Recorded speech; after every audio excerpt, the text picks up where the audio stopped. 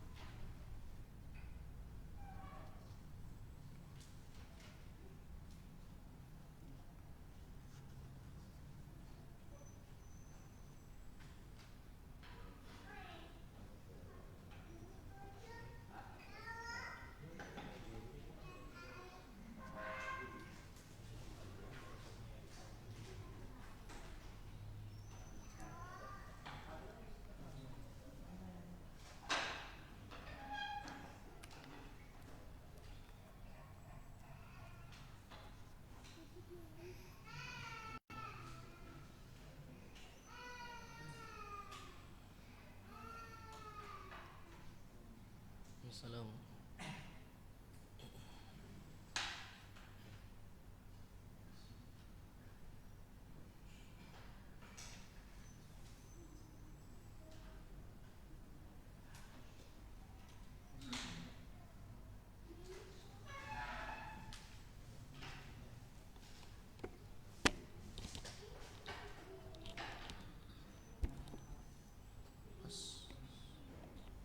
Setengah 7 mulai.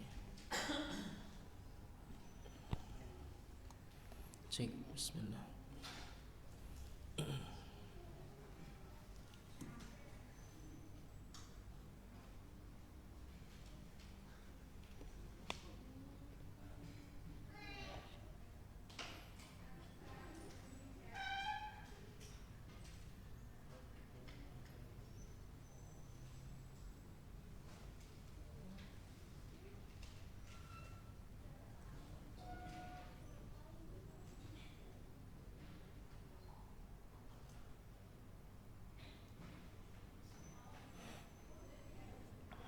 Khalas. Udah aktif. Udah mulai. Bismillahirrahmanirrahim. Assalamualaikum warahmatullahi wabarakatuh. Alhamdulillahi rabbil alamin. Wassallallahu ala nabiyyina Muhammadin wa ala alihi wa sahbihi ajma'in wa man tabi'ahum bi ihsanin ila yaumiddin wa sallama tasliman katsira, amma ba'd.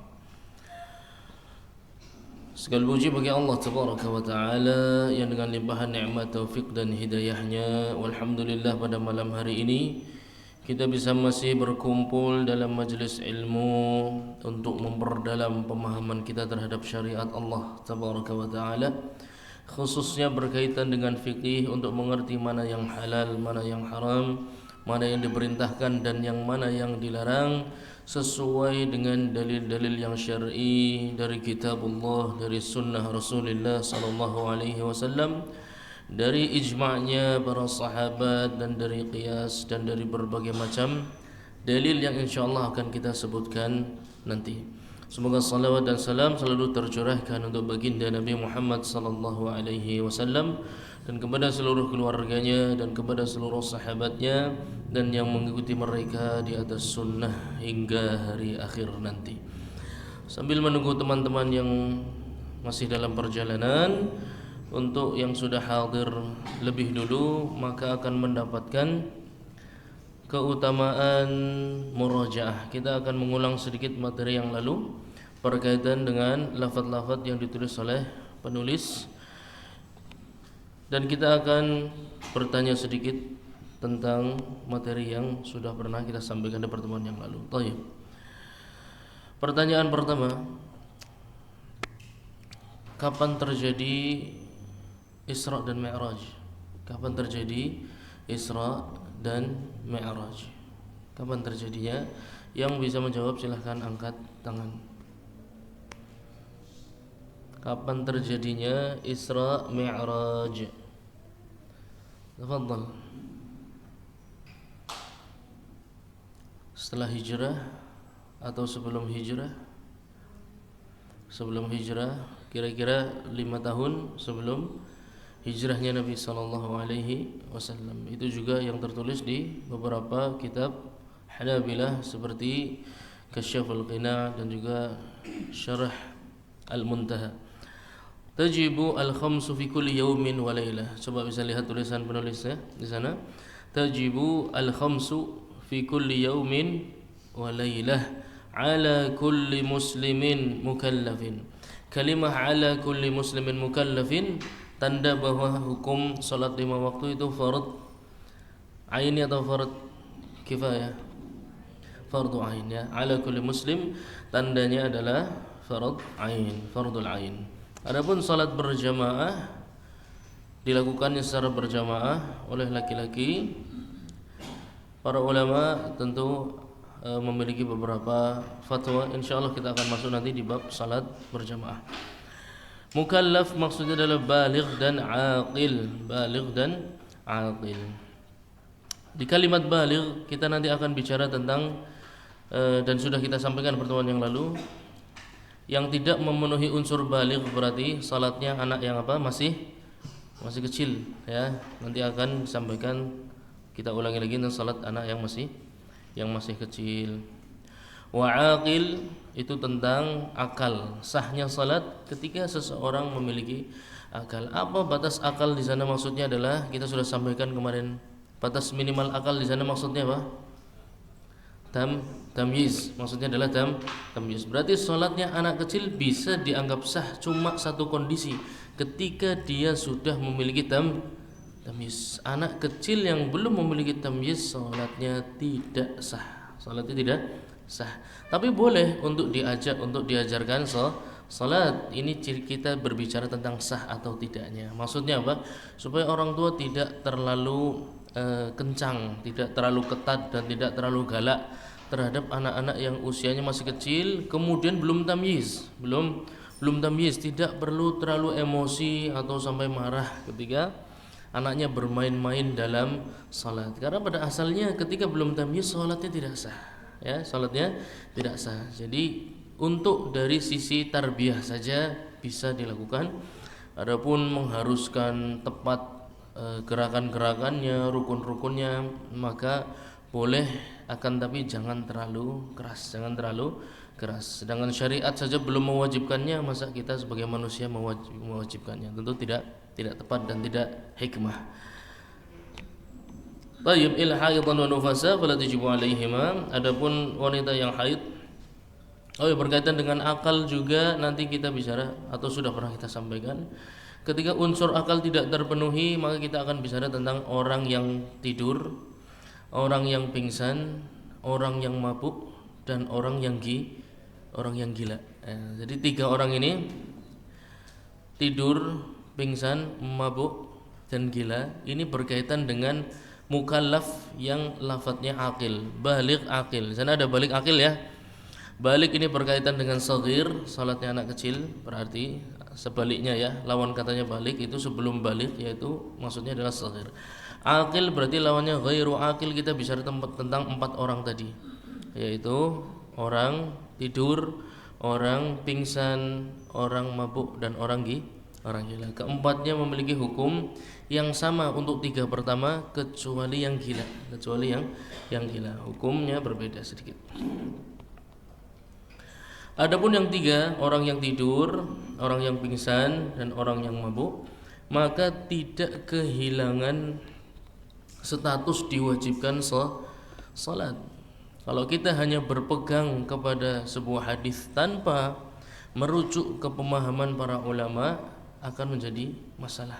Hadisnya ma'ruf ya, rufi'al qalamu an thalath, bahwasanya pena ini diangkat dari tiga orang. Yang pertama an-naim hatta yastaqidh ya, hatta yastaqidh, wa as-saghir hatta yablugh, wa al-majnun hatta yafiq ya, atau dibalik as-saghir hatta yahtalim, kemudian al-majnun hatta yafiq.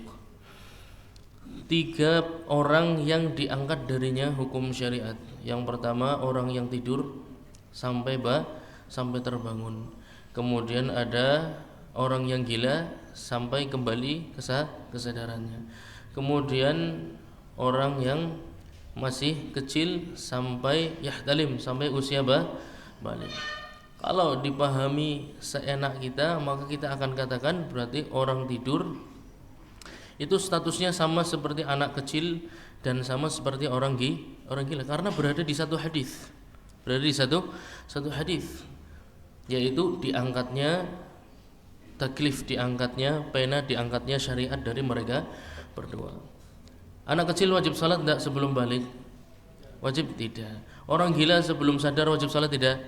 Tidak. Sedangkan orang tidur, kalau antum mengambil cuma zahir hadisnya saja, antum akan mengatakan juga tidak wajib. Muskilah ya. Oleh karena itu, untuk memahami hukum fikih harus kembali kepada para ulama. Mereka yang akan memahamkan kepada antum hadis-hadis Nabi Muhammad sallallahu alaihi wasallam. Khusus untuk orang tidur berbeda dengan orang gila dan anak kecil di hadis tersebut. Orang tidur itu meskipun akalnya sedang hilang ya, tetap dia diwajibkan untuk salat. Tapi bagaimana caranya? Dia tidur disuruh salat, gimana caranya? Ya enggak, dia tidur disuruh salat, gimana caranya? Tayyib. Apa bukti bahwasanya orang tidur itu tetap dikenai kewajiban untuk salat? Apa buktinya? Anda sudah sampaikan pertemuan. Bukti orang tertidur itu tetap kena kewajiban salat. Apa buktinya?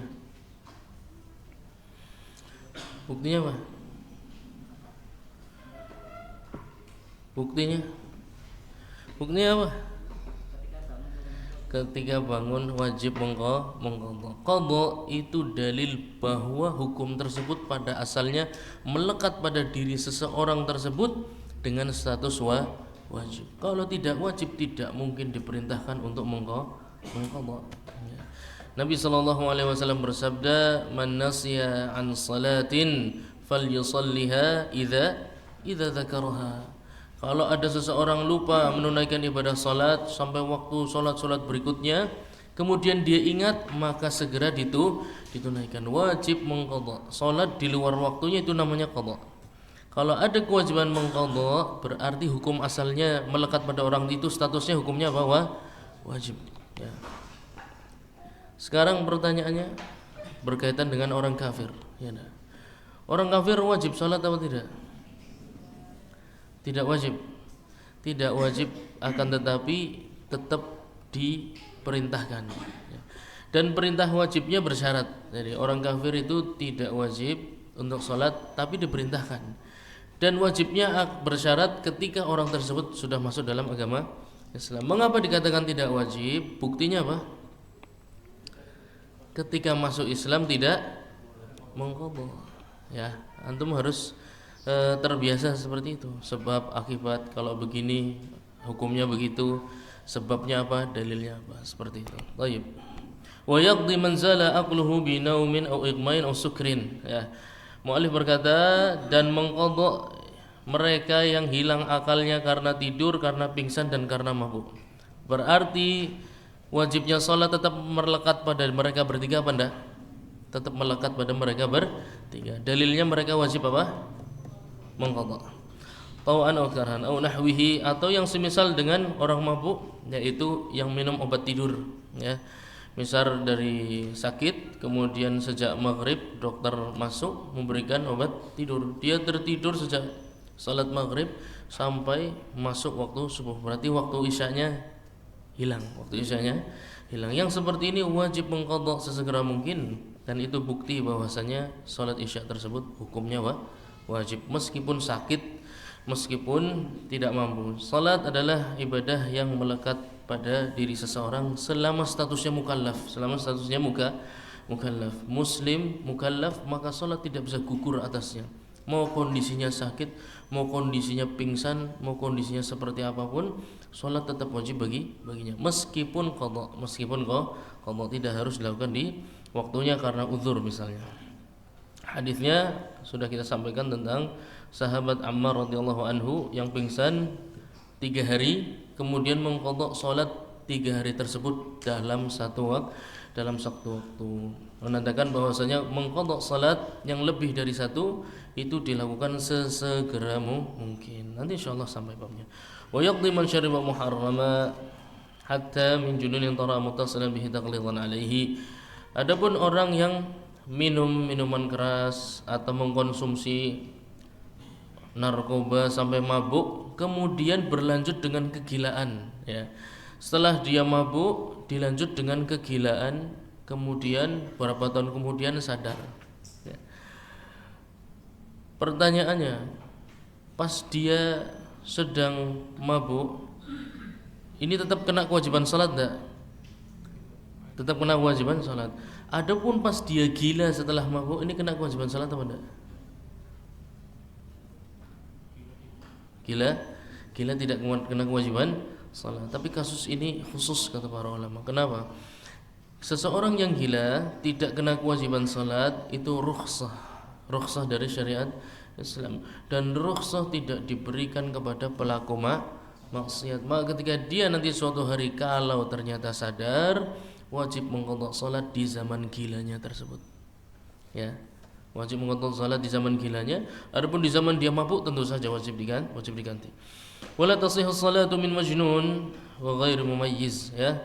Kita sampaikan orang yang gila salatnya tidak sah, dan orang yang belum tamyiz, berarti anak-anak yang belum tamyiz juga salatnya tidak sah. Mengapa? Karena tidak memiliki niat. Anak yang tamyiz belum tahu niat apa, sholat zuhur siapa, sholat asar siapa, sholat maghrib siapa, ya, kemudian tujuannya apa, diniatkan untuk Allah itu apa, dan lain sebagainya, ya. Niatnya belum sempurna, maka salat tidak sah. Wala tasihhu min kafir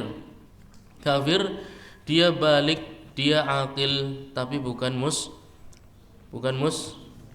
muslim, maka niatnya tidak sah, tidak sah. Wala tajibu alaihi, dan tidak wajib bagi seorang kafir untuk salat. Maksudnya adalah tidak wajib mengqadha kalau nanti masuk Islam, tapi tetap dia diperintahkan untuk salat, dan tidak sah sampai dia bersyahadat terlebih dahulu. Makanya nanti ada pertanyaan, kalau orang kafir salat zuhur, ya, salatnya seperti salatnya antum, bacaannya semuanya persis, kemudian mengulangi sholatnya sekali lagi, ya, sholat zuhur dua kali. Pertanyaannya, tadi kan dibilang sholatnya orang kafir itu sah atau tidak? Tidak, karena dia belum masuk ke dalam agama Islam. Pertanyaannya, kalau orang kafir sholatnya duhur 2 kali misalnya, ya, sholat zuhur 2 kali. Pertanyaannya, sholat yang kedua sah atau tidak? Mengapa? Karena dengan salat yang pertama dia sudah membaca 2 kalimat syahadat, ya. Di dalam salat yang pertama terkandung 2 kalimat syahadat. Adapun salat yang pertama sah atau tidak? Tidak, karena niat seorang muslim tidak datang sejak awal, tidak datang sejak awal salat. Fa in shalal kafir ala ikhtilafi anwa'ihi, kalau seorang kafir salat apapun kondisinya, fa muslimun hukma, maka dia dihukumi seorang muslim, ya, dihukumi seorang muslim. Apa maksudnya dihukumi seorang muslim? Falau mata aqibas salati fatarikatuhu li aqaribihil muslimin, kalau dia meninggal setelah salatnya meskipun salatnya tidak sah. Ya, tadi kan sudah disampaikan seorang kafir salatnya tidak sah, tapi dengan itu dia menjadi seorang muslim. Kalau setelah itu meninggal, masalahnya lalu seperti apa? Kalau setelah itu meninggal, maka yang dimaksud fa muslimun hukman, dihukumi seorang muslim, maksudnya adalah mata aqibas salat fatarikatuhu li aqrabihil muslimin, maka berhubungan dengan harta warisan. Harta warisannya untuk saudara-saudaranya yang beragama Islam, tidak boleh diberikan kepada seorang yang beragama selain muslim. Kemudian juga diurus jenazahnya, ya, diurus jenazah, dan jangan ditanya, tidak perlu ditanya manhajnya apa, ya. Wa yughassalu wa yusalla alaihi, kemudian dimandikan, kemudian disolatkan. Wa yudfanu fi maqaribina, kemudian fi maqabirina, dan dimakamkan di pemakaman kaum muslimin. Baik.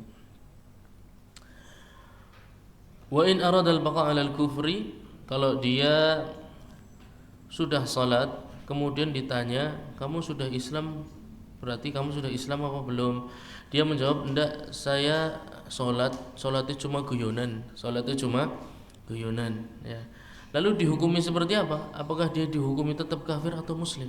Hukumnya apa? Tetap muslim. Mengapa? Karena dalil muslimnya lebih kuat. Dia perkataan syahadatnya ada dan dia melakukan salat. Sedangkan dalil menunjukkan kekufurannya lemah karena dia menunjukkan dalam keadaan bercanda. Menunjukkan dalil kekufurannya lemah dan lebih kuat dalil yang menunjukkan dia seorang muslim. Lam yuqbal, tidak diterima pengakuan guyonannya. Kita menghukumi dia tetap seorang muslim. Tayyib. Dan di dalam kitab Kasyaful Qina' disampaikan bahwasannya kafir ini ada dua jenis. Yang pertama asli, yang kedua murtad, ya. Kafir asli, yang kedua kafir murtad. Ada perbedaan berkaitan dengan keduanya. Kafir asli yang memang belum sempat masuk ke dalam agama Islam. Sedangkan kafir murtad, dia sudah masuk agama Islam kemudian keluar lagi ke dalam agama selain agama Islam. Kafir yang asli masuk Islam tentu tidak ada mengqadha salat. Adapun kafir murtad, kafir yang murtad ketika masuk kembali ke dalam agama Islam, maka harus diperhatikan sebelum murtadnya apakah sempat meninggalkan salat atau tidak. Kalau sebelum murtadnya dia sempat meninggalkan salat, berarti itu salat ditinggalkan dalam kondisi dia muslim atau murtad. Muslim, itu harus dicari tahu. Kalau tidak, berarti dia sengaja meninggalkan salat. Sengaja meninggalkan salat, dan masalahnya besar. Walau hanya satu waktu, masalahnya besar, ya. Al-ahdu bainana wa bainal kufri tarkus salat. Dan banyak sekali hadis-hadis yang menunjukkan bahwasannya pemisah antara seorang itu muslim atau kafir adalah meninggalkan salat. Dan ini ma'ruf fatwa dalam mazhab Hanabilah, dalam fatwanya ulama-ulama Hanabilah berdasarkan fatwa Imam Ahmad. Nanti juga ada perkataan Imam Ahmad dinukil di sini bahwasannya beliau rahimahullahu taala berkata, awwalu ma tafqiduna min dinikum al-amanah. Pertama yang akan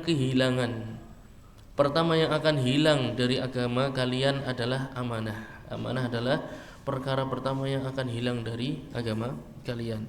Wa akhiru ma tafqiduna shalah. Dan perkara terakhir dari agama kalian yang akan hilang adalah salat. Qala Ahmad, kullu syai'in dhahaba akhiruhu lam yabqa minhu syai'.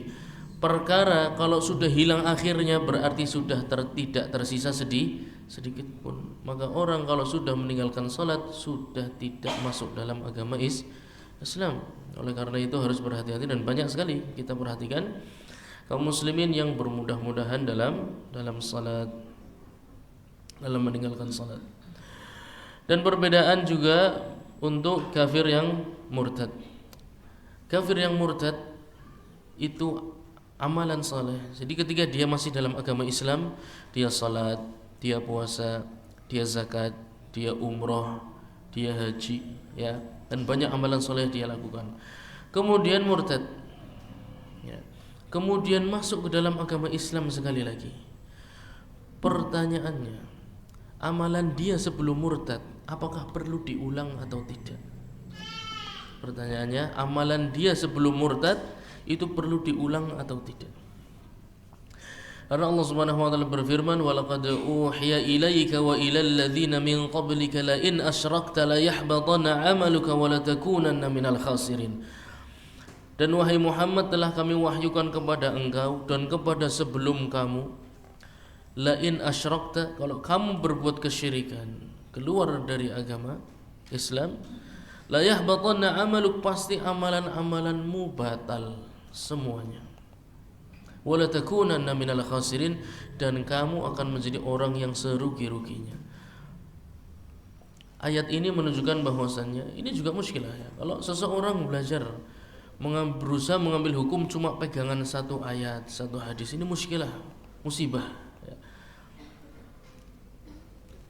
La in asyrakta, kalau kamu berbuat syirik atau kufur atau murtad, la yahbatanna amaluk, pasti amalan-amalanmu akan batal semuanya.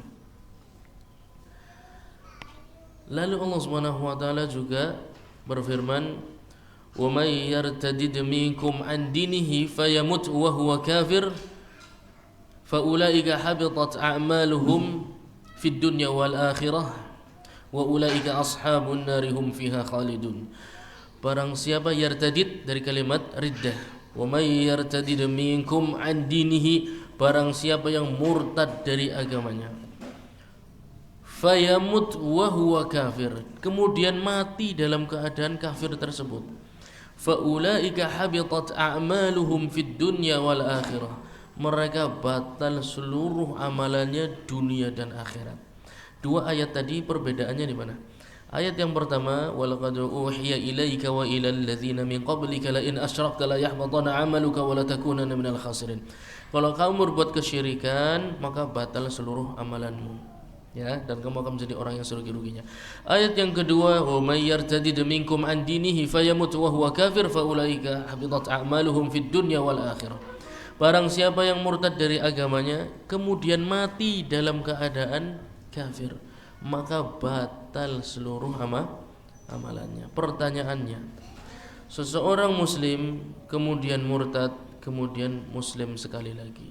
Kondisi muslim yang pertama sebelum dia murtad, kondisi muslim yang pertama sebelum dia murtad, amalan yang dilakukan di dalamnya, salat, puasa, zakat, haji, umroh, itu batal semua atau tidak? Batal semua atau tidak? Primen, kayu kader, kecepatan. Ayatnya tadi dua sudah saya sampaikannya. Tidak. Kenapa? Kafirnya terus. Ayat yang pertama, la in asyrakta la yahbatanna amaluka wa la takunanna minal khasirin. Ini berkaitan dengan ketika antum melakukan kesyirikan di tengah-tengah ibadah, maka amalan tersebut batal semuanya. Contohnya ibadah haji, ya. Lagi ibadah haji, ternyata di dalam rangkaian ibadah haji melakukan kesyirikan. Banyak sekali jamaah Indonesia itu ibadah haji bawa jimat-jimat itu banyak, ya. Di dekat Masjid Nabawi mereka juga mampir ke masjid namanya Masjid Ghamamah. Masjid Ghamamah itu dulu dibuat salat istisqa, ya, oleh Nabi Muhammad SAW, oleh para sahabat. Kenapa dikatakan Ghamamah? Ghamamah itu awan mendung, awan mendung. Jadi ketika salat ditunaikan, awan mendungnya datang untuk menurunkan hujan. Allah Subhanahu wa taala menurunkan hujan setelah ditunaikan salat istisqa. Titiknya itu dibangun masjid di sana namanya Masjid Ghamamah. Itu orang Indonesia kumpul di sana, sekitar orang 20 duduk, kemudian mulai melakukan aktivitasnya, ya. Zikir-zikir yang goyang-goyang itu, ya, goyang kepala, goyang badan, macam-macam geleng-geleng, itu dilihatin orang banyak. Kalau melakukan hal-hal yang bid'ah kemudian meyakini bahwasannya ada keberkahan tertentu di masjid tersebut, atau masjid tersebut kalau dicium-cium, dipegang-pegang bisa bikin kaya dan lain sebagainya, ini termasuk perbuatan syirik, menyekutukan Allah Subhanahu wa taala. Masjid tidak lebih dari bata dan semen. Ya, masjid tidak lebih dari bata dan semen. Adapun rizki barokah semua dari Allah Tabaraka wa taala. Nah, kalau muncul kesyirikan di tengah-tengah ibadah, itu ayat yang pertama ana sampaikan. Ya. Di tengah-tengah ibadah muncul kesyirikan, maka ibadah tersebut batal meskipun belum mati, meskipun belum mati.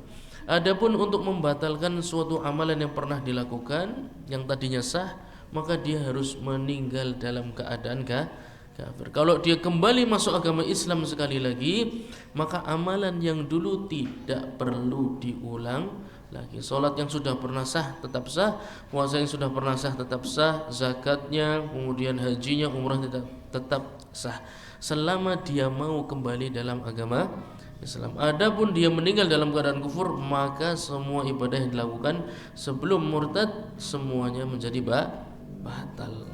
Fayamut wa huwa kafir, ya. Kalau dia meninggal dalam keadaan kafir, maka seluruh amalannya menjadi batal.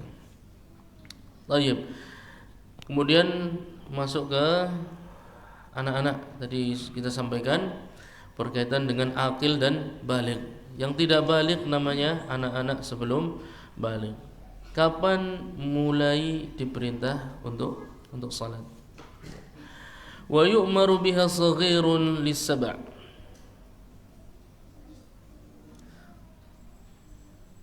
Sebelumnya ada yang lupa ana sampaikan berkaitan dengan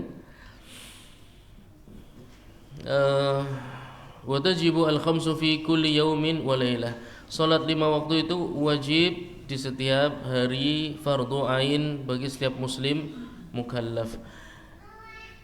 Di kitab yang lain disampaikan di Kasyaful Ghina, juga Syarah Al-Muntaha, walau lam yablughu asy-syar'u, ya.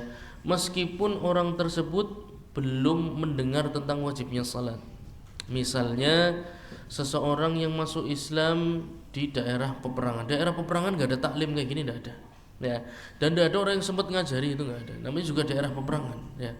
Masuk Islam kemudian belum sempat mengerti taklim-taklim tentang agama Islam, wajibnya salat dan lain sebagainya.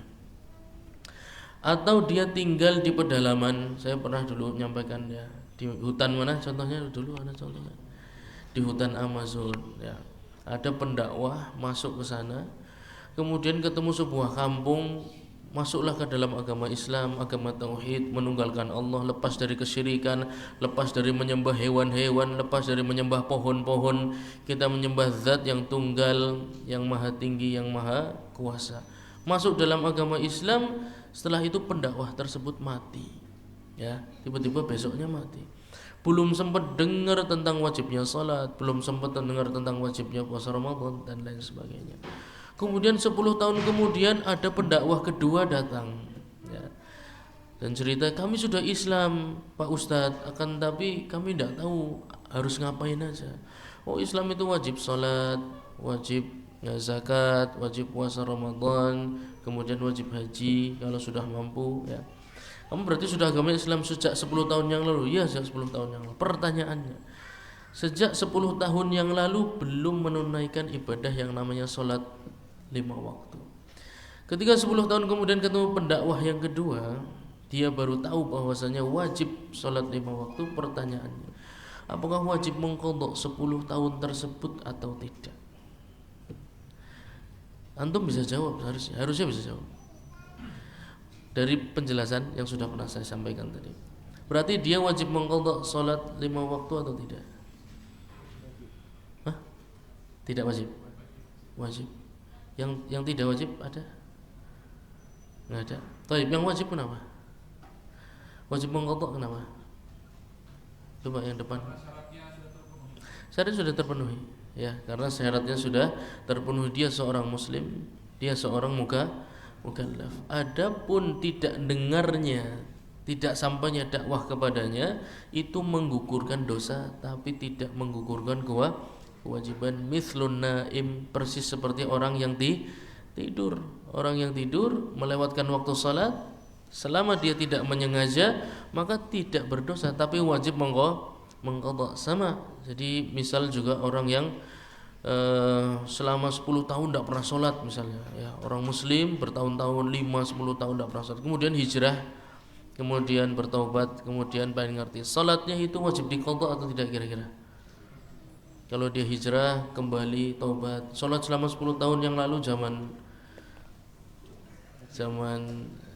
gue lah, zaman jahiliyah, kira-kira perlu diganti nggak?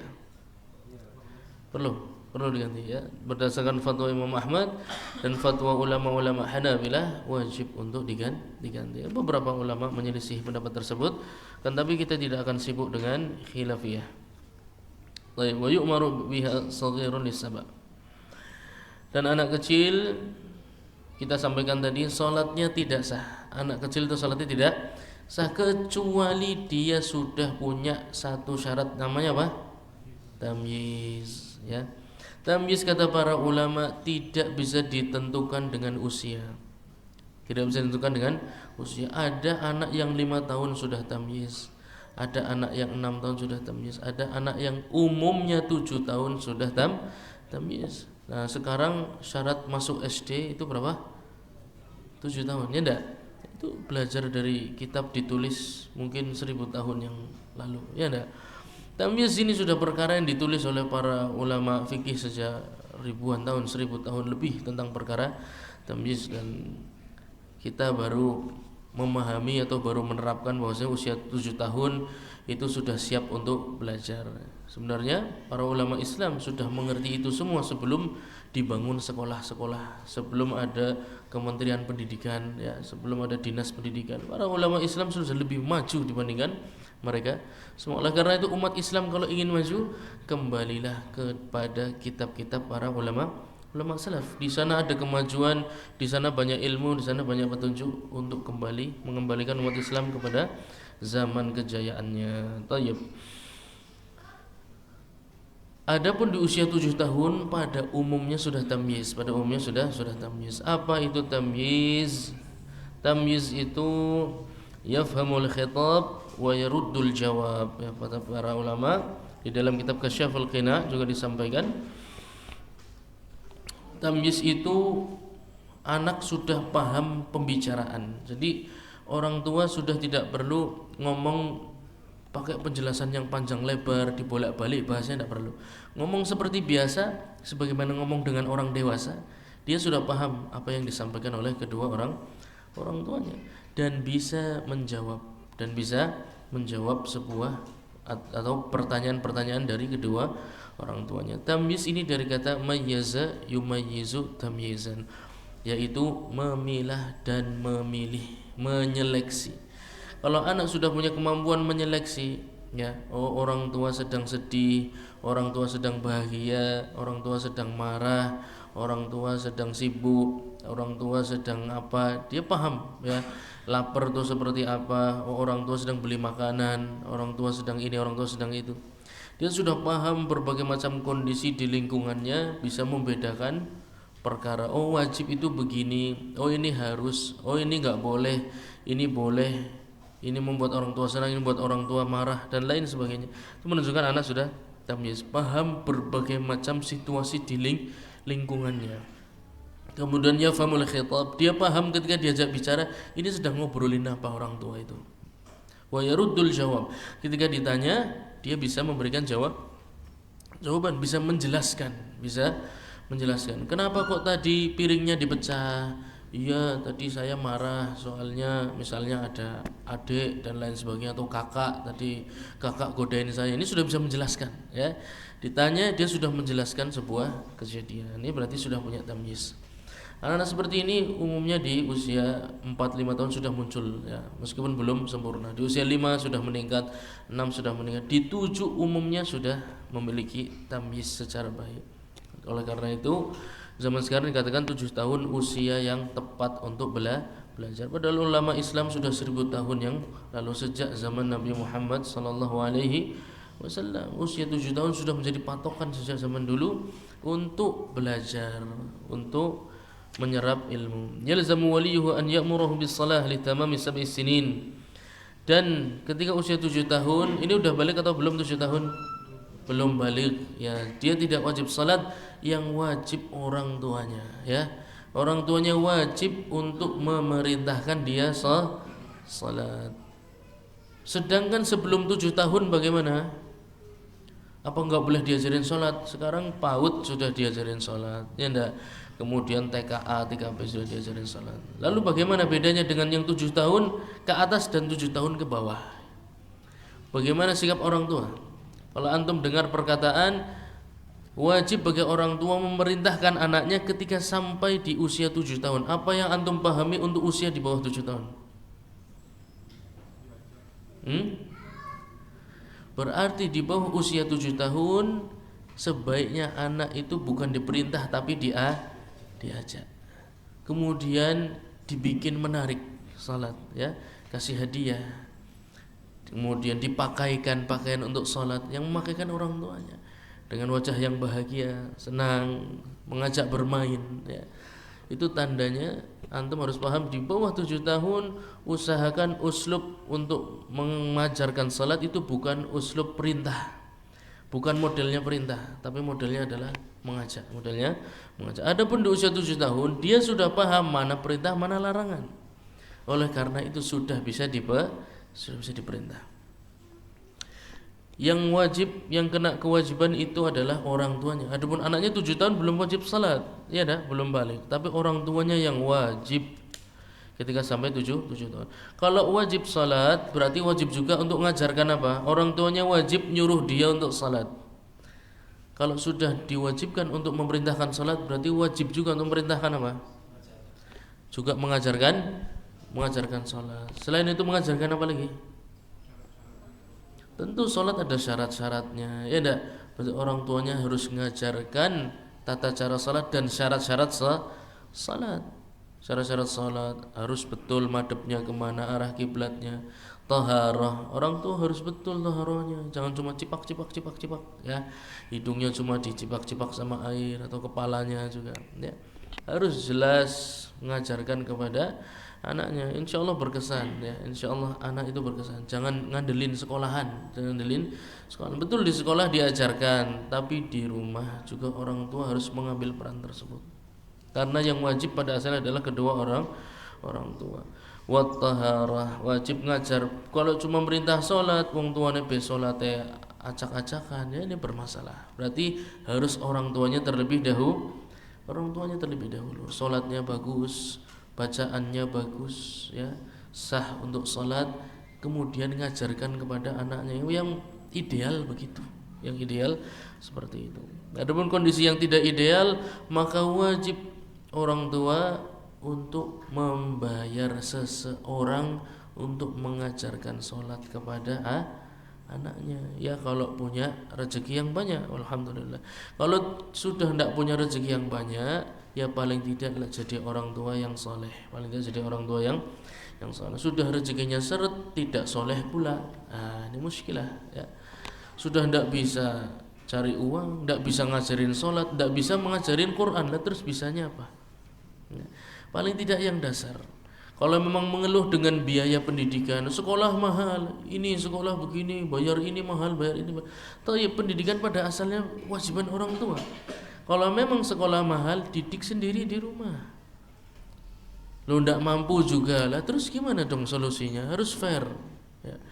Kalau memang tidak mampu ngajar sendiri, ya sholatnya juga nggak baik, bacaan Qurannya juga ndak bisa dicontoh, ya paling tidak sadar diri, kerja keras untuk membayar orang mengajarkan agama kepada anaknya, itulah fair. Jadi kalau merasa tidak mampu, jangan nyalahkan orang ketika bayar sekolah mahal dan lain sebagainya. Anda yang sebenarnya wajib. Kalau kemudian dipaksa harus ikut di sekolah lain, itu kesalahan Anda, berarti nggak bisa ngajarkan sendiri di rumah. Oleh karena itu sekarang banyak konsep homeschooling, itu orang tua mengajarkan sendiri di rumah. Itu bentuk tanggung jawab yang sebenarnya. Nanti di sekolah hanya ikut ujian saja, tidak apa-apa kalau memang mampunya seperti itu. Tapi kalau tidak mampu, maka harus siap untuk membayar orang untuk mengajarkan kepada anaknya. Wajib mengajarkan salat, wajib mengajarkan paling tidak bersuci, syarat sahnya salat. Kemudian wajib juga mengajarkan apa? Kemarin kita sudah sampaikan apa? Wajib untuk apa? Antum tahu hadis tentang muflis, hadis tentang muflis. Apa itu muflis? Orang yang rugi. Orang yang rugi itu yang datang yaumul qiyamah bukan tidak bawa apa-apa, tapi bawa pahala salat, bawa pahala zakat, pahala puasa, pahala umroh, pahala haji, amsal jibal, bagaikan gunung, pahalanya gede-gede. Tapi Allah jadikan pahala tersebut tidak ada artinya, habaan mansura, debu-debu yang berterbangan. Gara-garanya apa? Gara-garanya apa? Apa? Orang merugi di akhirat gara-garanya apa? Karena meninggal membawa kezaliman, ya, menzalimi orang lain. Apalagi dia itu seorang wali. Maksudnya bukan wali Tuwananggili, bukannya. Maksudnya wali adalah pemimpin kaum muslimin, ya, ngurusi orang banyak. Kemudian sama rakyatnya banyak melakukan kezaliman. Salah satunya adalah tanah milik rakyatnya diambil. Ya, ini merupakan kezaliman yang nyata adalah pemerintah mengambil tanah yang sah milik rakyatnya dengan dalih apapun. Kepemilikan harta yang sah dalam syariat Islam itu dibawa sampai mati. Tidak ada istilah kalau tidak dipakai kemudian milik negara. Ini bukan aturan Islam. Ini bertentangan dengan syariat Islam. Haram, tidak boleh. Tanah seseorang kepemilikannya sah sampai mati dan diwariskan kepada ahli warisnya. Hanya karena tidak dipakai 10 tahun, 20 tahun kemudian sah menjadi pemilik pemerintah, maka ini aturan yang zalim dalam syariat Islam. Tidak boleh. Ya. Kalau itu terjadi pada rakyat yang jumlahnya puluhan ribu, puluhan juta, maka dia akan membawa kezaliman sejumlah itu. Ya. Dan tidak ada lagi artinya puasa, tidak ada lagi artinya salat karena pahalanya habis. Kalau yaumul qiyamah pemilik hak tersebut menuntut haknya yaumul qiyamah, berarti ngajarin sholat, ngajarin bersuci nggak ada artinya kalau tidak dia mengajarkan apa? Kalau dia tidak mengajarkan apa? Tidak mengajarkan meninggalkan perbuatan yang zalim. Berarti harus ngasih tahu anaknya tidak boleh itu nak dipukul. Itu juga anak orang, ya. Itu juga seorang muslim. Kamu seorang muslim, dia juga seorang muslim. Tidak boleh saling mukul atau ngancem, sini kamu uangnya saya minta sini, ya, ngompas, ya, bahasa bocahnya ngompas, ya. Kamu kira ngompas itu keren apa? Ya. Itu harta, kamu sholat puasa bisa nggak ada artinya gara-gara 10.000, 20.000 yang kamu ambil dari anak itu dan dia tidak nerima sampai dia mati atas perbuatan kamu. Jadi anak ketika tamyiz itu sudah siap sebenarnya menerima dakwah, menerima nasihat, menerima masukan, diberitahu yang halal, diberitahu yang haram, sudah tahu dia. Ya. Maka orang tua ketika sudah usia 7 tahun bukan hanya mengajarkan ibadah, tapi juga meninggalkan perbuatan maksiat. Atau anak-anak sekarang sudah pada pinter mainan gadget, ya enggak? Kalau sudah masuk usia 7 tahun, ketahuan ada konten-konten dewasa di sana, jangan husnudzon, ya. Anak saya enggak tahu gitu, ya. Jangan husnudzon. Kita harus kasih tahu bahwa ini konten-konten yang tidak boleh dilihat. Haram. Allah murka, ya. Pahala kamu habis. Dan termasuk dosa-dosa yang menghancurkan pahala adalah dosa-dosa yang dilakukan khalwah, dosa-dosa yang dilakukan ketika menyendiri. Termasuk dosa-dosa yang menghabiskan amalan saleh kita adalah dosa-dosa yang dilakukan ketika menyendiri. Kalau di depan orang banyak jadi orang saleh, ya. Salat sunnahnya ditegakkan, semuanya dilakukan dengan baik. Begitu menyendiri dia jadi ahli maksiat. Ini termasuk nau'un minan nifaq, bagian dari kemunafikan. Menampakkan kesalehan ketika sendiri dia jadi ahli maksiat. Oleh karena itu pahalanya dibuat debu beterbangan oleh Allah tabaraka wa ta'ala. Maka anak-anak harus diajarkan ketika sendiri tidak boleh begini, tidak boleh begitu. handphone tidak boleh buka ini, tidak boleh buka itu, tidak boleh lihat ini, tidak boleh lihat itu, tidak boleh ngomong begini, tidak boleh ngomong begitu. Harus memperhatikan apa-apa yang bisa menggugurkan pahala ibadah seseorang. Jadi menjadi orang tua itu sebuah keistimewaan. Ya tentu keistimewaan tadi nggak enaknya ya. Enaknya adalah Nabi SAW bersabda, innamal waladu min kasbi walidihi. Seorang anak itu merupakan hasil jerih payah kedua orang tuanya. Kalau anak tersebut jadi anak yang soleh atau salihat, kemudian banyak amalan solehnya, maka orang tuanya pun akan mendapatkan pahala dari semua amal kebaikan yang dilakukan anak tersebut, meskipun orang tersebut sudah mati. Meskipun orang tersebut sudah wafat di kuburan, anaknya jadi muallim, anaknya jadi pendiri pondok pesantren, anaknya berdakwah ke sana kemari, orang tuanya tidak usah minta, pasti punya bagian dari pahala itu semua. Sudah menjadi bagian dari orang tua. Itu enaknya ya. Memang berat jadi orang tua, berat, tantangannya berat, bekal yang harus disiapkan banyak, kesungguhan, istiqamah dan lain sebagainya. Tapi kalau berhasil, antum satu saja berhasil ya, alhamdulillah kalau semuanya ya, tapi satu saja mendidik anak menjadi seorang yang bertakwa, alim, ulama, sudah orang tua meninggal dengan tenang. Kayaknya uang ratusan juta yang dia korbankan selama hidup untuk pendidikan anak terlalu kecil. Kalau sampai bisa menyaksikan di hari tuanya anaknya tumbuh menjadi seorang alim, seorang yang bertakwa, seorang yang banyak amalan salehnya, ikhlas dalam berdakwah, menyebarkan kebaikan di tengah masyarakat yang semakin hari semakin buruk, semakin hari semakin rusak. Tapi anaknya ternyata berdakwah, mau masuk ke kampung-kampung, itu orang tua sudah nikmat, sudah siap untuk bertemu dengan alam berikutnya kalau meninggalkan anak-anak seperti ini. Maka untuk mempersiapkan hari tua itu bukan hanya memperbanyak harta saja, tapi itu tadi menyiapkan anak untuk menjadi jariyahnya ketika dia sudah wafat nanti. Investasi pendidikan, investasi agama kepada anak itu jauh lebih berarti dibandingkan sibuk mengasuransikan ya kepada perusahaan asuransi, anaknya diasuransikan, pendidikan anaknya, karir anaknya, kesehatannya, sekolahnya di universitas A B C D. Kalau harta itu dikumpulkan, investasikan untuk agama seorang anak, orang tua itu bahagianya luar biasa. Maka mumpung masih muda atau yang sudah usia lanjut tapi semangatnya masih muda ya, semangatlah mendidik anak-anak untuk menjadi anak-anak yang saleh dan salehat. Itu kemenangan yang hakiki, meskipun pada akhirnya tidak meninggalkan harta warisan yang banyak, meskipun pada akhirnya tidak meninggalkan aset yang banyak, tapi engkau meninggalkan anak-anak yang saleh dan salehat. Itu kekayaan yang sebenar-benarnya, karena dibawa mati, karena dibawa meninggal di alam kubur, anaknya ngirimi pahala terus. Semua amalan saleh, tiap lafaz Quran yang dibaca, tiap rupiah yang dikeluarkan, tiap doa yang dipanjatkan, orang tuanya mendapatkan kebaikan dari semua.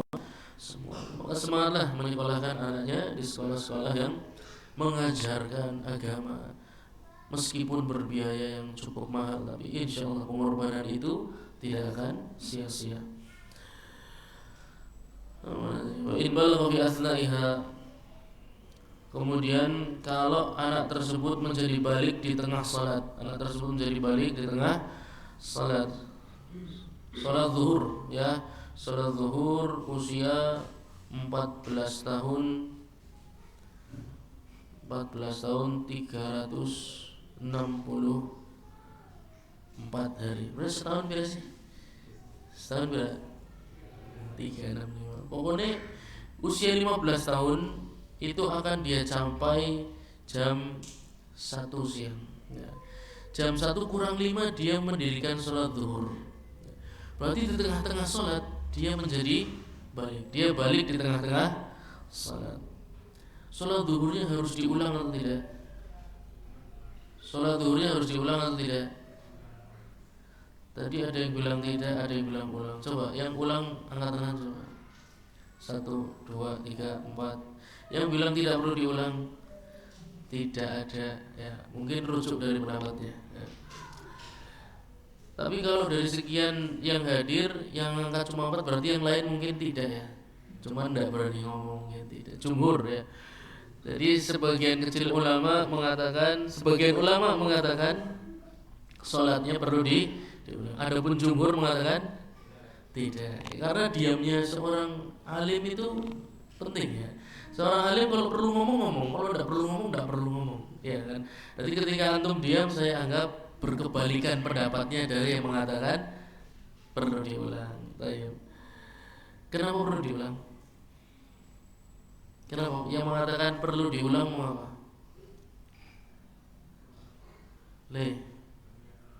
Lima aja. Salatnya sunnah karena dia belum wajib melaksanakan salat zuhur. Kalaupun dia lakukan maka hukumnya sunnah. Di tengah-tengah menjadi wajib. Salat wajib itu harus dari awal dia meniatkan salat wajib. Tapi ini khilafiyah, tapi saya tidak ingin masuk dalam khilafiyah tersebut. Tetapi sederhananya dalam pendapat ulama Hanabilah diulang. Nah, kalau dia melakukan toharahnya dengan tayamum, maka tayamumnya diulang atau tidak? Diulang atau tidak? Diulang. Baik. Antum cek pelajaran yang kemarin ya. Karena sudah sampai ini cuma murojaah saja. Wa yahrumu 'ala man wajibat 'alaihi, sekarang kita masuk dalam masalah mengakhirkan waktu salat, Karena sudah tahu anak kecil ini sudah menjadi balik ya. Sudah menjadi balik, kamu berarti sekarang sudah wajib sholat. Kalau sudah terkena wajib sholat, itu tidak bisa dilakukan seenaknya. Karena sholat itu memiliki waktunya. Dan kalau sampai mengakhirkan waktu sholat masuk ke waktu sholat berikutnya, maka ini hukumnya haram. Di dalam ayat fawailul lil musallin ya dah alladzina hum an salatihim sahun ya, neraka wail, lembah di neraka jahanam bagi orang-orang yang salat. Salat kok malah dosa? Iya, karena dengan sengaja mengakhirkan waktu salat, maksudnya adalah sampai masuk waktu salat berikutnya. Adapun mengakhirkan waktu salat jam 1 ke jam 2 di salat zuhur, maka ini ada aturan mainnya dan hukumnya boleh dengan beberapa ketentuan. Baik. Haram mengakhirkan waktu salat sampai masuk waktu salat berikutnya, atau salat memiliki dua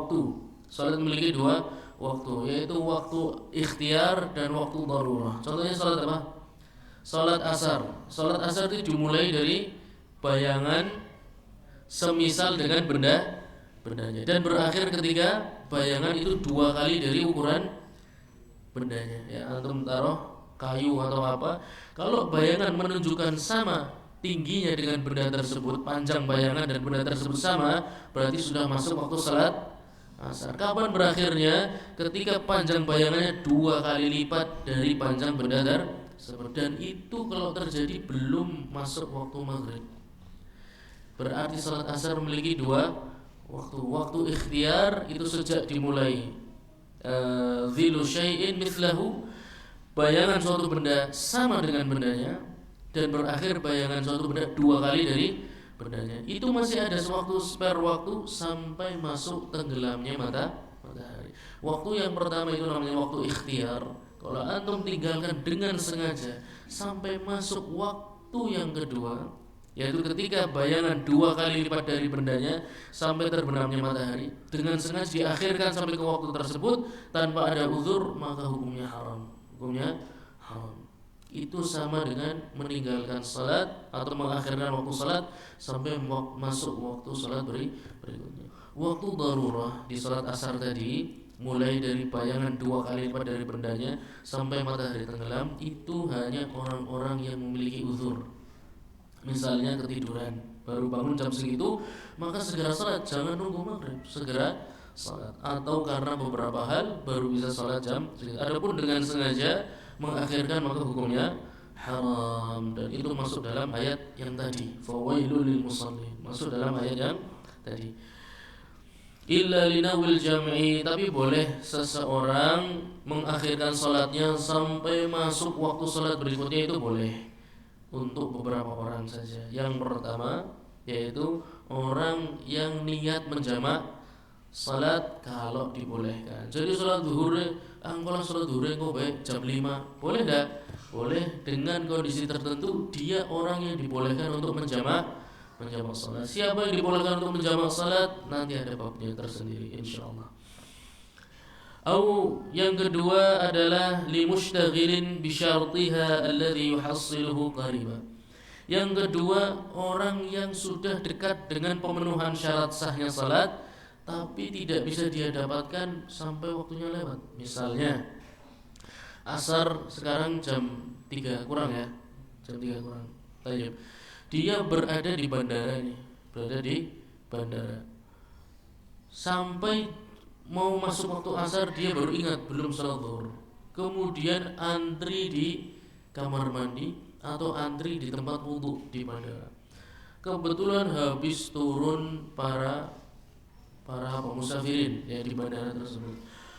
Kamar mandinya full ngantri, tempat wudhunya juga full ngantri. Pertanyaannya, waktu masuk ke salat asar tinggal 5 menit dan antum antrian kamar mandi wudhunya masih kira-kira setengah jam.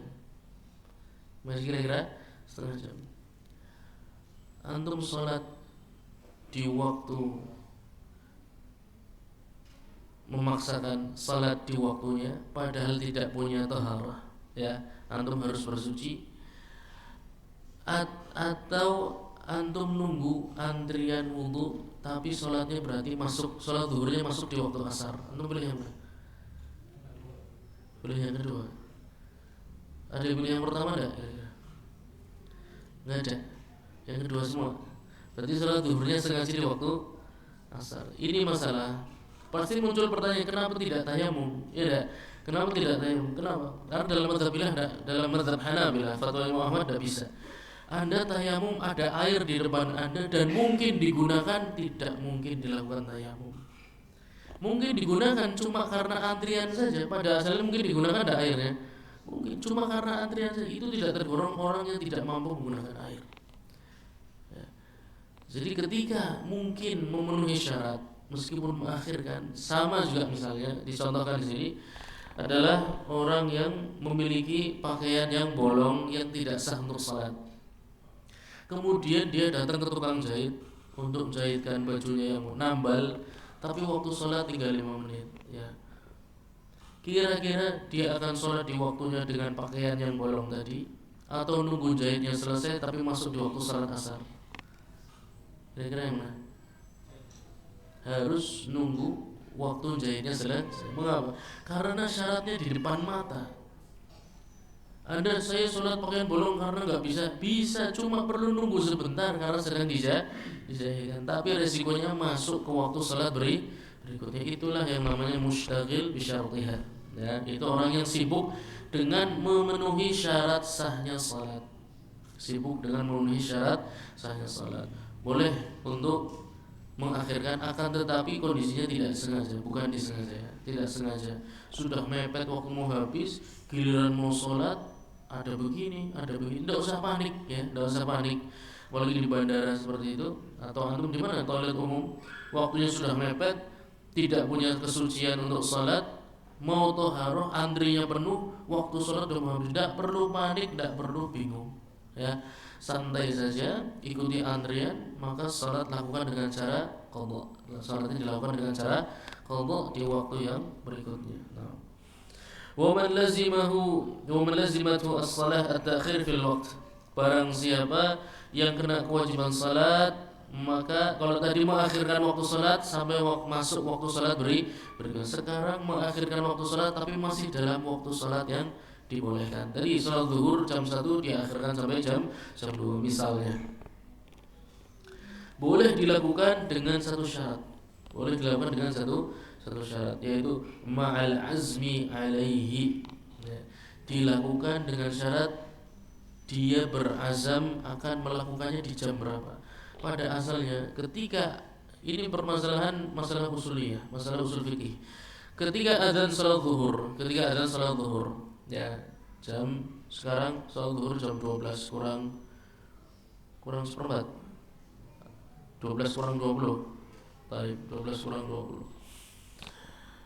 Ketika azan salat zuhur, pada asalnya antum sudah terkena kewajiban salat zuhur enggak ketika azan salat zuhur? Sudah kena kewajiban salat zuhur enggak? Sudah kena kewajiban salat zuhur.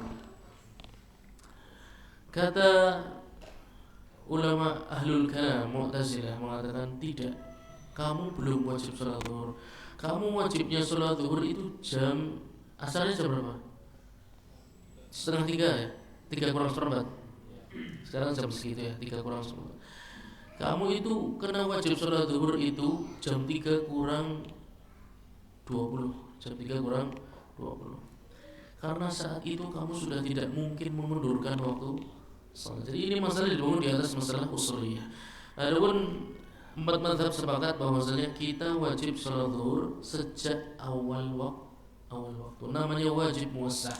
Wajib tapi waktunya luas. Kalau tidak bisa dilakukan jam 12 kurang, maka jam 1 kurang, jam setengah 2 kurang, atau jam setengah 3 kurang, itu boleh dilakukan.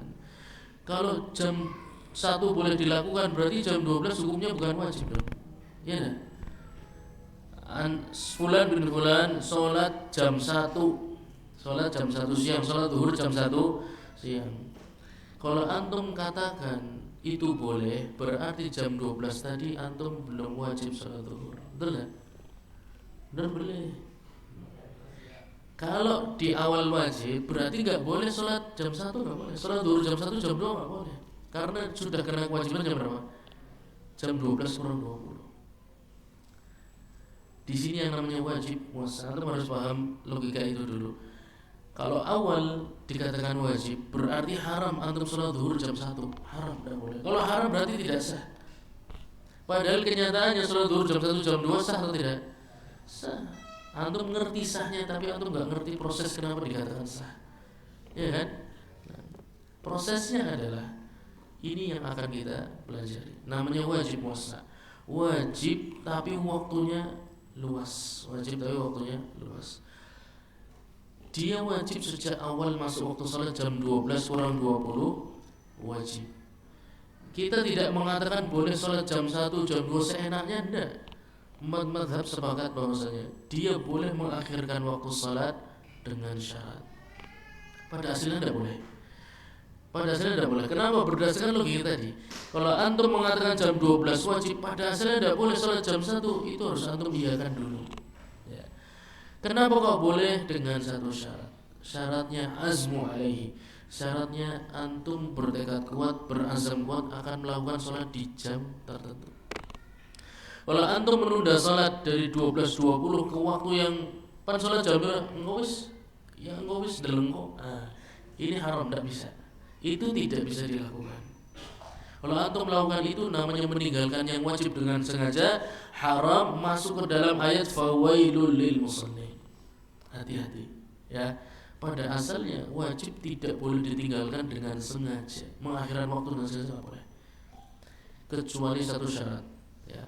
Dan itu pun harus di dalam waktunya, bukan sampai keluar waktu salat yang lain.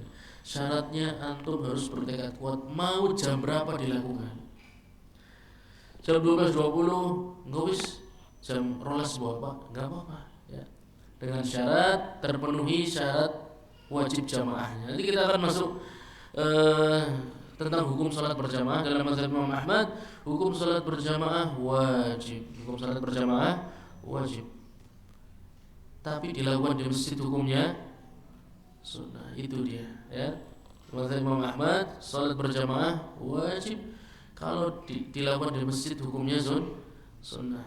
Berarti kalau ada sekumpulan orang berkumpul kemudian sedang melakukan sesuatu, boleh menunaikan meskipun tidak diwajib di masjid, misalnya di kantor atau di sekolahan ya, tidak ikut jamaah yang pertama di masjid boleh dan tetap sah dan tidak berdosa, tapi kehilangan banyak fadilah, yaitu sholat di awal waktu dan bersama jamaah pertama di sebuah masjid. Alhamdulillah kalau sekolahnya punya masjid. Kalau tidak, maka dia disunahkan untuk ke masjid, karena fadilahnya banyak. Setiap langkah dinaikkan derajatnya, diampuni dosanya, para malaikat mendoakan kebaikan baginya. Adapun berjamaah wajib, Ini juga dicontohkan oleh pensyarah atau penulis Hasyiah Ar-Raudhul Murbi, Syekh Ibn Qasim rahimahullah taala. Contohnya adalah seorang anak yang sedang berkunjung ke rumah orang tuanya dan orang tuanya sedang sakit. Berharap jamaah dengan anaknya. Ya, namanya orang tua jarang ditengok ya. Ketemu anaknya lagi sakit, pengen sholat jamaah diimami oleh anaknya. Maka sebaiknya dia sholat bersama orang tuanya meskipun di rumah dan meninggalkan yang sunnah. Mengapa? Karena perintah orang tua hukumnya wajib, sedangkan berangkat ke masjid hukumnya sunnah dalam mazhab Imam Ahmad. Oleh karena itu, fikih akan membuat kita lebih fleksibel. Dengan belajar kepada kitab para ulama salaf, membuat kita semakin bermanfaat buat orang banyak. Akan tapi kalau nggak mau belajar, akan menumbuhkan sikap yang kaku dan lain sebagainya, terlihat keras, kuno. Tapi semakin belajar, seorang muslim semakin lembut, semakin belajar semakin fleksibel, semakin belajar semakin bisa memberi manfaat untuk orang banyak. Dari Ma'al Azmi kembali lagi ya, boleh mengakhirkan, syaratnya tadi ya, harus berazam kuat mau jam berapa. Kemudian ada jamaahnya. Kalau dia sendirian tidak punya jamaah, maka dia wajib mencari jamaah yang ada di masjid. Maka saat itu hukum ke masjid dari sunnah menjadi wajib. Nah, lalu paham kunci-kuncinya mudah sebenarnya. Masa ke masjid sunnah? Iya sunnah. Tapi kalau antum sendirian tidak punya salat berjamaah, kemudian hanya ada di masjid, maka antum wajib pergi ke masjid. Kalau antum sedang berkumpul, kemudian karena sesuatu hal boleh untuk mengakhirkannya, kemudian berjamaah sendiri. Boleh mengakhirkan waktu salat selama berazam akan dilakukan jam berapa. Adapun engkau bu jam pira, namanya meninggalkan yang wajib dengan sengaja, itu berbahaya. Malam yakunu mani'an wa tasqutu bi mautihi, selama dia tidak memperkirakan ada yang menghalangi dia salat. Ini contohnya orang yang di penjara ya. Orang yang di penjara waktu masuk salat zuhur, dia mengakhirkan salatnya ngolah, padahal dia tahu jam 1 mau dieksekusi tembak mati ya. Misalnya adalah yang ditahan misalnya adalah pelaku pemberontakan ya, PKI misalnya ya, DITII, PRRI ya. Ditangkap kemudian ditahan, dengar waktu azan, dia sholat, sholatnya ya. Tapi dia tahu jam 1 mau dieksekusi. Ketika dia menunda sholat, kemudian dia tahu jam 1 akan dieksekusi, kalau dia meninggal, maka dia meninggal dalam keadaan dengan sengaja meninggalkan, bukan perkara kecil. Saya sudah sampaikan ya, al-ahdu bainana wa bainahum tarkus shalah. Orang jadi muslim jadi kafir perkaranya karena meninggalkan salat, dan orang tersebut bisa dihukumi kafir kalau dia berarti dengan sengaja meninggalkan salat. Maka hati-hati, atau ada kemungkinan akan tenggelam, kapal sudah onjang-anjing, kemudian datang waktu salat, salatnya engkau, padahal dia ada feeling ini kapal bisa tenggelam dan saya bisa mati. Dia harusnya segera menunaikan salat karena sudah masuk waktu, dan dia tahu bahwasanya ada kemungkinan dia akan meninggal di waktu yang dekat, Maka tidak boleh mengakhirkan. Orang seperti ini tidak boleh mengakhirkan salat, wajib melakukan salat di waktunya. Wa tasqutu bi mautihi, dan salat itu gugur dengan kematian seseorang. Maksudnya gugur adalah tidak bisa ditempuh, tidak bisa diganteni. Banyak sekarang amalan-amalan kon biyen bapaknya ora tau salat pirang tahun, 9 tahun Pak Ustaz, 9 tahun Pak Kiai, bayarnya samene ya. Pokoknya sedina 5 waktu, sewaktu 10.000, berarti sedina 50.000, diping setahun wis pira sakatono ya. Setahun padahal ninggalane 10 tahun. Nah, muskilah. Ya. Jadi dikiranya salat bisa ditebus, enggak bisa ditebus. salat itu ibadah yang melekat dengan badan, tidak berkaitan dengan harta, maka tidak berkaitan dengan ahli waris. Ya. Nanti ada yang semisal dengan itu zakat. Zakat yang belum dibayarkan padahal sudah kena wajib nisabnya, kemudian sudah haul, belum sempat bayar, menunda pembayaran zakat, orangnya meninggal, tidak gugur zakatnya, tetap harus ditunaikan. Atau fidyah atau kafarah, fidyah puasa belum sempat dibayar, orangnya meninggal, keluarkan dari hartanya, bayar. Tidak gugur dengan kematian. Kalau sholat gugur, salat dia mau nggak melakukan berapapun itu urusan dia, tapi sudah tidak bisa digantikan oleh ahli waris. Jadi nggak ada istilah kemudian ditebus dengan uang. Salat nggak bisa ditebus dengan uang, itu ibadah badannya, dia melekat dengan badan. Selama syarat-syaratnya terpenuhi, dia muslim, mukallaf, balik, akil tadi, maka tidak bisa diganti oleh orang lain. Ya, harus dipahami betul, jangan menyia-nyiakan salat dan jangan menyederhanakan salat. Karena perbedaan seorang muslim dan kafir adalah ketika meninggalkan salat. Dan sekarang kita masuk ke dalam permasalahan tersebut, orang-orang yang meninggalkan salat. Wa man jahada wujubaha, barang siapa yang mengingkari wajibnya salat 5 waktu, langsung dihukumi kafir. Tidak perlu nunggu keputusan MUI dan lain sebagainya. Seseorang mengingkari bahwasanya salat 5 waktu itu dia katakan tidak wajib, kafir, selesai urusannya, ya, dihukumi kafir. Idza kana mimman la yajhaluhu wa in fa'alaha, dengan syarat dia tidak termasuk orang-orang yang diberikan uzur dengan kejahilan. Al-uzru bil jahli, ya. Al-udhru bil jahli tadi misalnya, ya, saya sudah sampaikan di awal. Ustadz A masuk ke perkampungan, belum sempat ngajarin sholat. 10 tahun kemudian, 20 tahun kemudian baru tahu ternyata sholat 5 waktu wajib. Ketika Ustadz B datang mengatakan sholat 5 waktu wajib, dia ader, sih benernya orang ngerti. Nah, ini adernya beneran karena dia baru tahu, ya, tidak dihukumi kafir.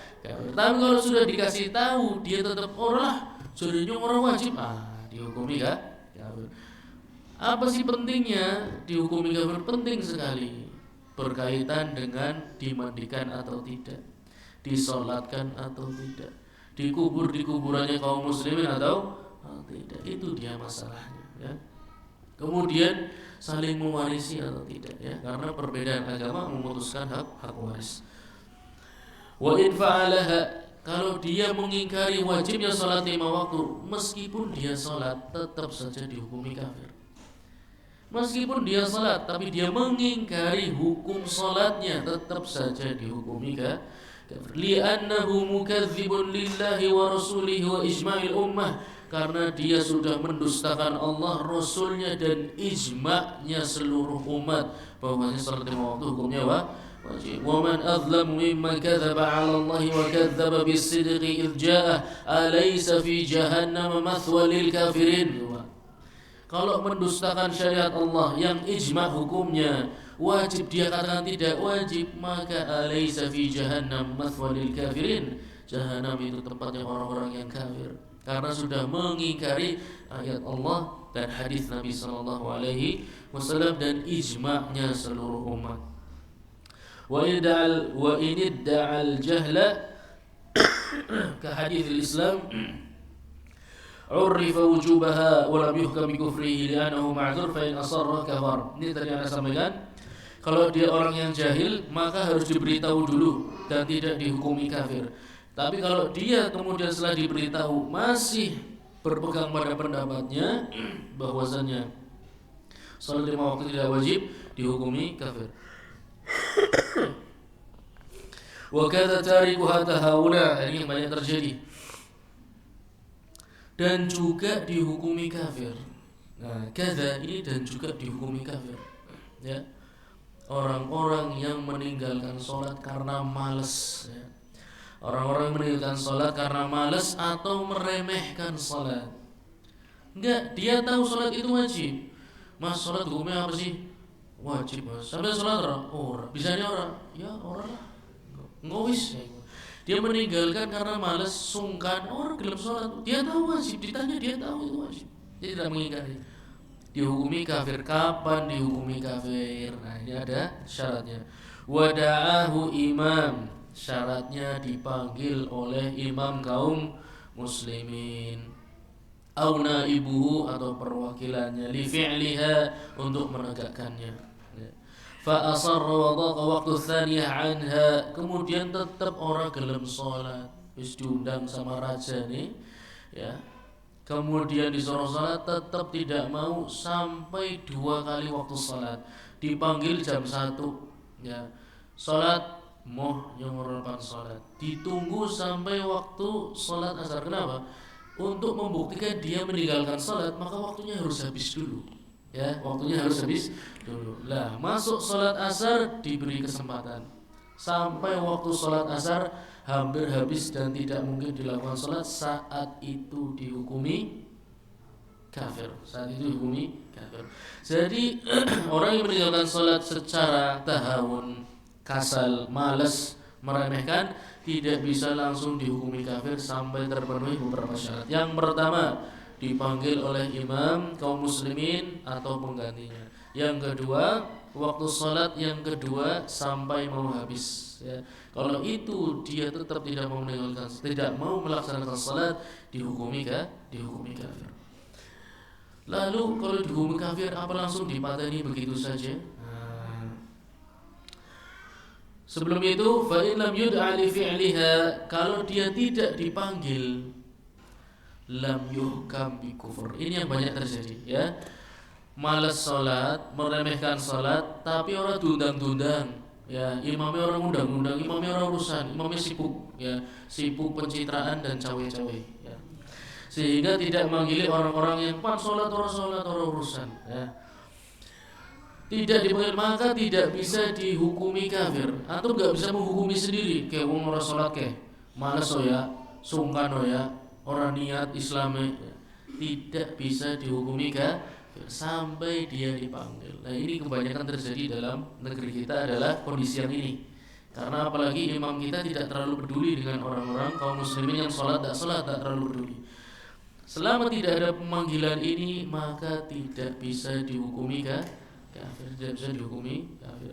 Lihtimali annahu tarakaha li'udhrin, karena ada kemungkinan dia meninggalkan salat karena uzur yang dia kira itu menggugurkan dia dari salat. Uzurnya macam-macam, anak meriang lah, anak kiye lah, anak kue lah. Nah, jadi kita tidak bisa langsung menghukumi kafir. Masuk ke permasalahan berikutnya. Wala yuqtalu hatta yustadabu thalathan fihima, dan yang dihukumi kafir oleh dua masalah tadi. Yang pertama adalah yang mengingkari syariat salat 5 waktu. Yang kedua meninggalkan salat secara malas atau meremehkan, tapi sudah dipanggil imam, kemudian sampai waktu salat kedua sudah mau habis, dua-duanya dihukumi kafir. Lalu apakah langsung dibunuh? Tidak langsung dibunuh. Ya, orang seperti ini dalam negeri Islam tentu saja, di negeri kita tidak bisa diterapkan. Tapi untuk pengetahuan, tidak bisa langsung dibunuh. Ya, dan yang bunuh bukan sembarang orang. Ya, ada ormas kemudian yuk materi wong sing ora salat. Ya, orang ini kayak sih bisa menggerakkan adalah pemerintah. Ya, yang bisa menggerakkan adalah amir. Ya. Amir manggil saja tidak, apalagi mau dibunuh tidak mungkin lagi ya. Manggil saja tidak akan seperti itu. Wala yuqtalu hatta yustadabu thalathan. Tapi untuk pengetahuan aja, kalaupun dipanggil kemudian ditahan sampai dihukumi kafir, maka tidak bisa langsung dibunuh kecuali ditunggu selama 3 hari. Tiga hari. Fa in taba, kalau mereka bertaubat berarti menegakkan salat. Kalau yang pertama berarti mengakui syariat salat, ya, yang mengingkari tadi dia rujuk dan dia mengatakan salat 5 waktu wajib, kemudian menegakkannya. Yang orang yang kedua yang meninggalkan karena malas, karena meremehkan, kemudian menegakkan salat. Kalau mereka bertobat, maka mereka bebas dari kematian. Tapi kalau mereka tidak mau bertobat, maka harus dihukum mati dalam syariat Islam. Maka berat, pada asalnya seperti itu hukumnya. Jadi meninggalkan salat meskipun tidak diterapkan di negeri kita, Tapi harusnya kita sadar asli ini wis mati, kayak orang kudu wis mati. Cuman beruntung aja kamu tidak di negeri Islam, jadi manfaatkanlah kesempatan untuk bertobat. Siapa tahu tiba-tiba presiden sekarang kita menerapkan Quran dan Sunnah sebagai dasar negara, siapa tahu, ya enggak? Ya, sing kayak gue mau ya berarti nasibnya tinggal menghitung hari. Wal jumu'atu ka ghairiha, meninggalkan sholat Jumat bukan perkara sederhana. Dia tidak bisa diganti dengan sholat zuhur kecuali kondisi-kondisi tertentu. Nanti ada permasalahan tentang sholat Jumat. Pada asalnya meninggalkan sholat Jumat sama dengan meninggalkan sholat-sholat yang lain. Berarti kalau meninggalkan sholat Jumat karena malas, karena sungkan, karena meremehkan, maka dia bisa dihukumi kafir dengan syarat-syarat yang sudah kita sampaikan. Dipanggil dulu oleh imam, kemudian disuruh melakukan sholat Jumat, berarti di penjara seminggu dulu sampai datang waktu sholat Jumat berikutnya. Kalau dia akhirnya mau melaksanakan sholat Jumat berjamaah di masjid, maka dibebaskan. Kalau tidak, maka ditunggu 3 hari. Kalau tidak, maka dihukum mati. Yang muskilah wa kadza tarku ruknin aw syartin, ini dia masalah yang tidak nampak. Tadi kan masalah orang meninggalkan sholat. Ya, nah, ini masalahnya orang sholat tapi sholatnya tidak sah. Kan kita sudah singgung tadi. Orang yang sholat tapi sholatnya tidak sah, maka seakan-akan dia tidak sholat. Dan beberapa riwayat disampaikan bahwasanya orang-orang yang tidak menyempurnakan, kalau anda tidak salah riwayatnya dari sahabat Hudzaifah ibn al-Yaman, orang-orang yang tidak menyempurnakan ruku' dan sujudnya, maka dia seakan-akan tidak sholat, dan seakan-akan berarti meninggalkan sholat dengan sengaja. Kalau antum perhatikan ya, maka sholat terburu-buru ini juga muskilah. Bahkan mereka mencari pembenaran, saya kalau sholatnya kelamaan gak khusyuk, nah, itu masalah anda, khusyuk gak khusyuk. Tapi sholat yang terlalu cepat, kemudian kehilangan tumakninah. Padahal tumakninah apa hukumnya? Rukun. Tumakninah rukun dalam salat. Gerakan yang tenang, gerakan yang bertahap, dilakukan dengan gerakan-gerakan yang tidak kelihatan gugup buru-buru. Semua dilakukan dengan tenang, sabar. Ini rukun, bukan wajib, rukun. Kalau tidak ada tumakninah di dalamnya, maka salat tersebut tidak sah. Meskipun jare wong kono sah. Ya jari kampung kono orang sholatnya sah, tak karepe kono ora apa-apa. Tapi Allah Subhanahu wa taala punya aturan, para ulama sudah menyampaikan aturan syariat. Tumakninah itu rukun, tidak bisa untuk main-main. Apalagi yang tidak menyempurnakan rukuk dan sujudnya. Rukuk dan sujudnya tidak sempurna. Rukuknya rukun, sujud juga rukun. Dia sembarangan. Yang masalah kalau dalam mazhab Hanabilah surat Al-Fatihah. Muskil. Tapi ini mukhtalaf, kata Al-Imam Ibnu Qudamah, masalah yang mukhtalaf tidak langsung dihukumi meninggalkan salat ketika tidak tercapai seperti yang disyariatkan. Tapi di dalam mazhab Imam Ahmad, Al-Fatihah itu rukun di dalam salat. Dan ini jumhur, ini pendapat jumhur. Kecuali Imam Abu Hanifah menganggap Al-Fatihah bukan rukun di dalam salat. Jumhur mengatakan wajib. Ya, kalau meninggalkan rukun dengan sengaja, orang aku maca Al-Fatihah, iya maca Al-Fatihah, tapi orang bener macane, itu namanya sengaja berarti. Usia sudah puluhan tahun tidak mau belajar tahsin tilawah, tidak mau belajar ilmu tajwid, tidak mau belajar baca Quran yang ada sengaja. Dengan sengaja nih ya kan.